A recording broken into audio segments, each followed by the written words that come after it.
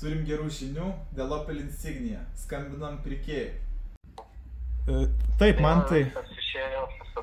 Kaip ten... Jo, papasako, kaip ten viskas įvyko, man iki galo. Tai man jie kaip ir vakar laišką parašė su 2 variantais pasiūlymus, tipo tvarkom šitą, o paskui kitą variantas, tipo keičiam į panašios sumos mašiną. Aš parašiau savo variantą, kad noriu gražyti ir tos nereikia. Ir jie sutiko gražintą, ne? Jo, sutiko viskas. Nu va, sveikinu. Sveikinu, Mantai.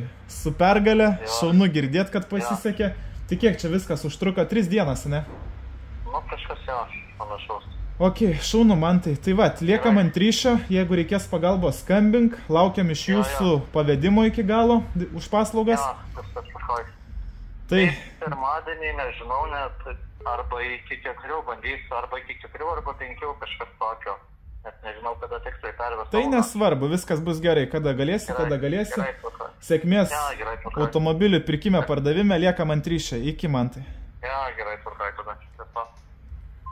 Tai va, kaip matot, pavyko automobilį gražinti, vargais negalais, biškai reikėjo pasistengti, pasikapoti, bet viskas yra normalu, su aferistais taip jau būna.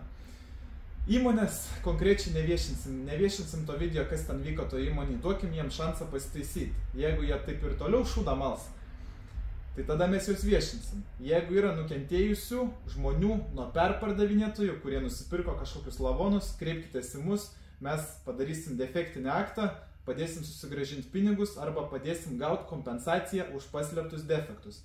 Mielai ir pafilmuotumėm kitus automobilius, kurie jau senai nupirkti ir turi daug defektų. Tai jeigu jūs esate drąsus, norit, kad padarytumėm jūsų automobiliui nemokamą patikrą, bet su mumis turėsit pasifilmuoti, padarysim pilną automobilio patikrą, įkelsim į YouTube. Jūsų galėsim neviešinti. Visiems bus įdomu, bus gero kontento.